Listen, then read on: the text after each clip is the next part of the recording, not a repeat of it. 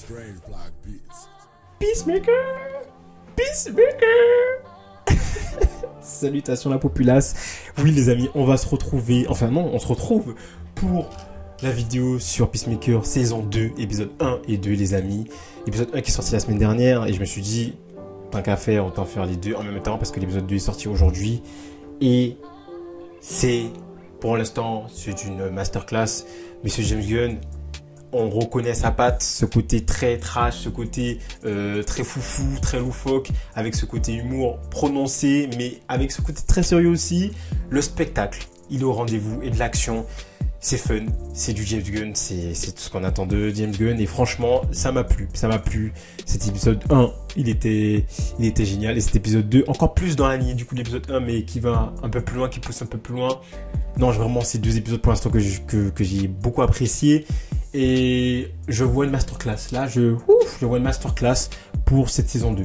Clairement, en plus, Monsieur James Gunn nous dit qu'il y aura des caméos très croustillants. On a deux beaux caméos là déjà dans ce premier épisode et on aura d'autres prochainement, c'est sûr. Monsieur James Gunn nous l'a dit, donc ça n'a peut-être qu'une masterclass. En plus de ce qu'on a déjà, avec les caméos qu'on aura, ce sera encore plus incroyable. Enfin bref, les amis.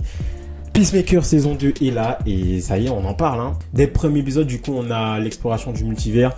James Gunn nous avait dit que c'était dans cette saison 2, on aurait le multivers qui serait davantage mis en avant. Et effectivement, on l'a dès l'épisode 1 où on a... C'est plus qu'un simple outil, c'est plus qu'un simple gimmick, c'est vraiment quelque chose de narratif qui est assez puissant et ça approfondit du coup le personnage de Smith, du coup Christopher Smith alias Peacemaker, où clairement on comprend qu'il va avoir d'énormes dilemmes, d'énormes enjeux, parce qu'il va aller dans une réalité où il a une vie parfaite, entre guillemets. Il a son frère, son père qui les aime, il a même la fille avec qui il veut être dans son univers où c'est compliqué. Ben là ils sont ensemble, enfin ils sont pas ensemble, ils étaient ensemble et du coup ok c'est son ex mais il y a encore des liens entre eux et c'est lui qui a voulu ne plus être avec elle visiblement. Donc en fait tout est parfait dans cet autre univers que lui il a visité et du coup ça amorce des choses très intéressantes pour la suite, notamment en termes d'enjeux pour lui, son personnage, même autour de lui. Qu'est-ce que ça va être par rapport au personnage autour de lui dans sa réalité et au personnage dans la réalité dans laquelle il est à la fin de l'épisode 2. Désolé les amis, je ne vous ai pas dit mais il y aura les spoilers. Donc si vous n'avez pas vu la série, vous n'avez pas vu les deux premiers épisodes, allez voir les deux premiers épisodes ou le deuxième et revenez ensuite sur cette vidéo pour ensuite on puisse échanger sur Peacemaker saison 2. Et du coup voilà, on va voir comment tout ça va se dégoupiller parce que ça laisse quelque chose en suspens. Déjà sa relation avec Madame, j'ai oublié son nom, la blonde. Voilà, on va l'appeler la blonde. J'ai pas les noms, les amis, désolé, j'ai pas les noms. Qui du coup, c'est son love interest. Hein, clairement, on va se poser des questions. Est-ce que il y aura un moment où il aura envie de rester dans cette réalité où il voudra faire tout le temps l'aller-retour? On verra. On sait pas encore, mais on verra parce qu'il y aura beaucoup de choses qui vont se découpiller par rapport au personnage et il y aura pas mal de questions qui vont avoir de nouvelles réponses. Ça va être intéressant. Il découvre une nouvelle réalité alternative où sa famille est du coup encore en vie, comme je disais, avec une tentation poignante qui fait écho à ses blessures passées, notamment par rapport à son père, le fait qu'il ait perdu son frère, etc. Et ça ajoute aussi une dimension plutôt tragique au parcours du personnage. De toute façon, là, tout son parcours, c'est constamment semé d'embûches avec ses côtés un peu plus dramatiques, un peu plus funestes, avec la mort du père, etc. Même si, pour lui, c'était un peu comme un renouveau, parce que il avait plus l'emprise de son père, il est enfin maître de lui-même, il n'a plus de compte à rendre à personne, surtout pas à son père, etc. Et du coup, ça c'est très cool, c'est très intéressant. Et ça, l'épisode 1 le remet en avant, notamment aussi avec le récap. On a du grand spectacle avec du cœur. Et ça, Monsieur James Gunn, il est très très fort. Il parvient constamment à équilibrer le chaos visuel. On a cette scène d'action là qui est assez incroyable, la scène d'orgie, d'ouverture qui est complètement explosive. Le générique dansé qui est complètement hilarant et vraiment délirant, avec des instants du coup un peu intimes et sincères. Et ça, c'est très très fort pour le personnage, pour son histoire. C'est très intéressant. On a le contraste entre l'absurde et l'émotion pure. Et ça, on le voit dans différentes scènes où il parle avec ses amis. ou même quand il pleure, quand il voit son frère, etc., et qui pleure parce que son frère, en vrai, il est mort, dans sa réalité, il est mort, et le voir là, face à lui, en vrai, bah, ça lui cause un choc, et d'où ce parallèle, cette confrontation qui est constamment présente entre, du coup, l'absurde et l'émotion, et du coup, ça, on le ressent tout au long des 2 épisodes, avec tout ce qu'il fait, le fait qu'il ait tué son propre lui dans le trailer. Bon, évidemment, il n'a pas fait exprès, mais voilà, il essaye de cacher son corps, etc. D'ailleurs, il y a un moment où c'est méga drôle, où là encore James Gunn il est vraiment trop fort. À chaque scène où c'est des moments délicats à mettre à l'écran, etc., il arrive à rendre ça un peu lovely, un peu marrant, un peu cool, avec la musique, avec les plans, la mise en scène, et c'est très fort. Et du coup, cette scène, elle le montre complètement. La scène où on voit le mec qui se fait découper, alors lui-même, en fait, c'est lui-même qui se fait découper. D'ailleurs, c'est assez bizarre, hein. Lui-même qui se découpe lui-même, c'est assez bizarre. Mais du coup, il se fait aider par Adrian. Adrian, aussi Monsieur V, appelé sur le nom de Monsieur Vigilante, et il découpe le personnage. Et la scène est horrible, c'est horrifique, c'est terrible. Et il arrive à amener ça, James Gunn, en quelque chose de pas cool, mais quelque chose de allez, ça va, avec la musique. En fait, c'est un moment marrant, c'est un moment un peu lovely, etc. Et c'est quand même assez fou. Et d'ailleurs, il a réussi à très bien faire ça aussi sur Creature Commando. D'ailleurs, il y a ce parallèle constamment avec Peacemaker et Creature Commando. On est sur une même ambiance, voilà, quelque chose de très tragique, mais aussi très absurde, très loufoque, très fun. Et voilà, les 2 shows se complètent complètement et parfaitement. Et j'ai trouvé que même parfois il y avait tellement de références à des projets comme Deadpool, même The Boys, parce que clairement là on est à peu près sur la même chose, on est sur une satire des super-héros, de la thématique super-héroïque, et c'est très absurde. En termes de casting, avec John Cena, il est plutôt bon. Entre du coup le côté comédie et vulnérabilité, comme je disais au moment où il pleure, ça fonctionne. Chris Smith, c'est un personnage qui reste un anti-héros maladroit et violent. Mais du coup, John Cena, il arrive à exceller en apportant cette tendresse, et il apporte quand même de la profondeur au personnage qui est plutôt assez complexe.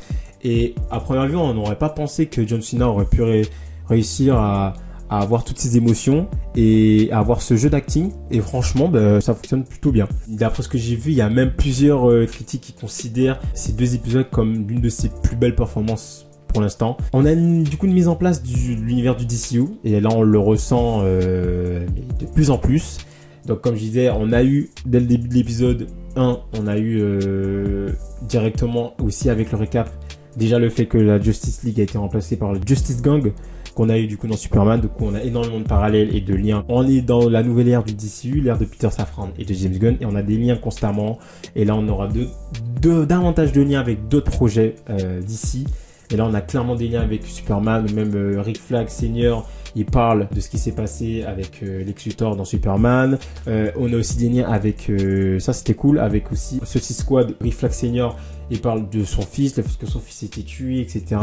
On a aussi des flashbacks aussi de comment il est mort dans Suicide Squad, que c'est John Cena qui l'a, enfin c'est Peacemaker qui l'a tué, etc. Donc ça c'était cool parce qu'on a aussi tout le contexte du personnage de Peacemaker, et aussi de pourquoi déjà Rick Flag il est fixé aussi sur Peacemaker, et on a tout ce côté contextuel pour enfin poser les bases pour qu'on puisse avancer pour cette saison 2.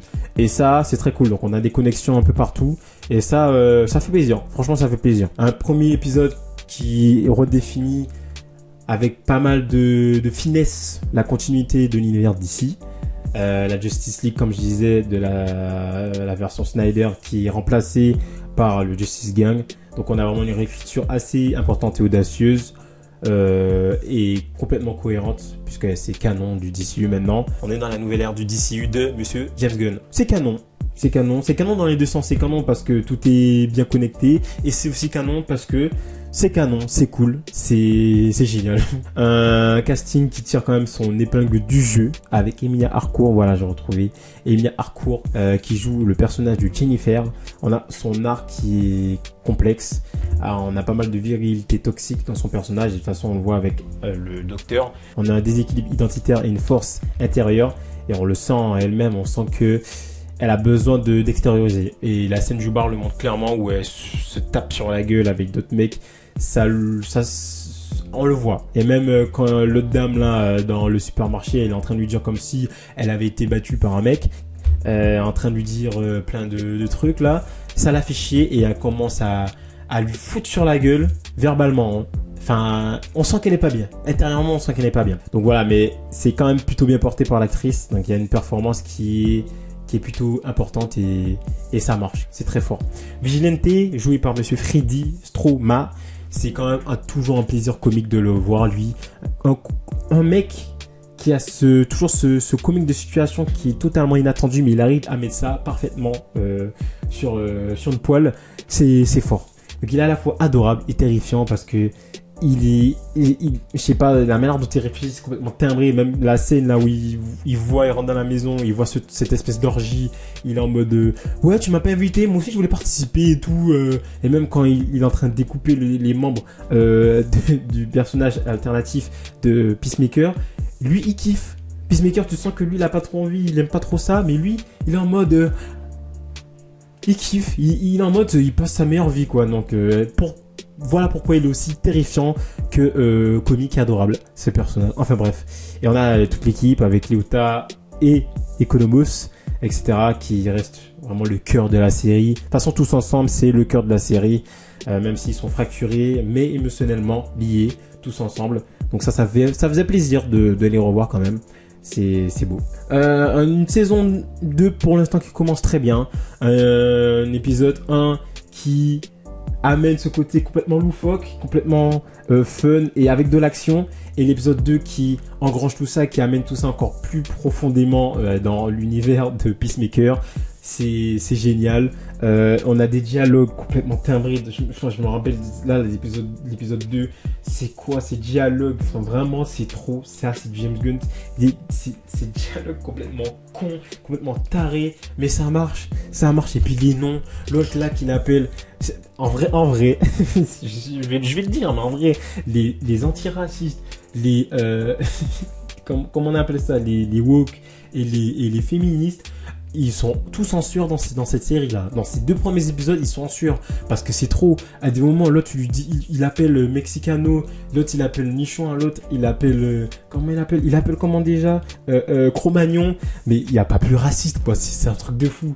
Mais c'est tellement drôle. Et la scène avec l'aigle, où ils se font tous défoncer par l'aigle. La scène est trash. À un moment, l'aigle, il sort l'œil d'un mec. La scène est trash. Elle est horrible. Mais c'est tellement fun avec la musique, la manière dont c'est monté, les blagues. C'est tellement fun. En fait, c'est tout ce côté décalé que moi je kiffe. Que ça vraiment j'adore dans cette série. Le côté complètement fun, décalé. Les blagues qui sortent à n'importe quel moment. Enfin, des moments les rythmes où ça tombe plus bas. Et les personnages se parlent, ils se regardent. Ils se regardent comme ça, ils sont en train de se juger, ils sont en train de se balancer des blagues, mais c'est tellement drôle. Et juste après, ça se fracasse sur la gueule, enfin, c'est mémorable. Et juste après encore, t'as le côté un peu plus sérieux où tu vas rentrer un peu plus dans les enjeux, etc. Enfin, c'est méga drôle, c'est génial. Donc voilà, ça démarre sur des chapeaux de roue, mesdames et messieurs. Ça combine parfaitement l'humour que veut donner Monsieur James Gunn. On a de l'action sauvage, de l'émotion complètement sincère. Et voilà, les 2 épisodes pour l'instant, ça déploie une énergie plutôt folle. Tout en approfondissant ces personnages. Parce que ça, oui, les personnages sont plutôt bien développés. Bon, pour l'instant, il n'y a que Vigilante. Pour l'instant, on n'a pas trop eu de développement sur lui de son côté. Même si on l'a vu ensemble avec les autres persos. Mais chaque personnage, petit à petit, les uns et les autres, on a vu un peu dans quoi ils étaient, puisque à la fin de la saison 1, ils étaient un peu séparés, chacun a dû trouver un job, etc. Et on a un peu chaque personnage, leur combat de tous les jours, qu'est-ce qu'ils font aujourd'hui, qui ils sont vraiment, etc. Et ça, je trouvais que c'était plutôt bien amené dans ces 2 premiers épisodes. Et on en a appris un peu plus. Et ça, c'était vraiment cool. Donc vraiment, le traitement des personnages, pour l'instant, c'était plutôt pas mal. On a aussi un traitement du multivers qui est plutôt intéressant. C'est plus qu'un outil simpliste. Là, ça a fait vraiment avancer du coup le côté psychologique de Peacemaker. Et ça, c'est cool. On a une performance plutôt intime de John Cena à des moments. Et on a un twist sur le continu du DCU. Et je sais pas là, mais la complémentarité du casting, tous ensemble là, cette team, ça fonctionne plutôt bien. Et ça en fait une suite qui promet d'être non seulement divertissante, mais aussi riche sur le fond. Donc franchement, c'est plutôt une masterclass. Ça fonctionne très bien pour ce début de Peacemaker saison 2, les amis. Et voilà. N'hésitez pas à me dire vous ce que vous en avez pensé de ces 2 premiers épisodes et à me dire si vous avez aimé aussi cette petite vidéo. N'hésitez pas les amis à vous abonner et à activer la petite cloche pour ne pas rater des prochains contenus. Et on se retrouve du coup pour une prochaine vidéo. Ciao, ciao.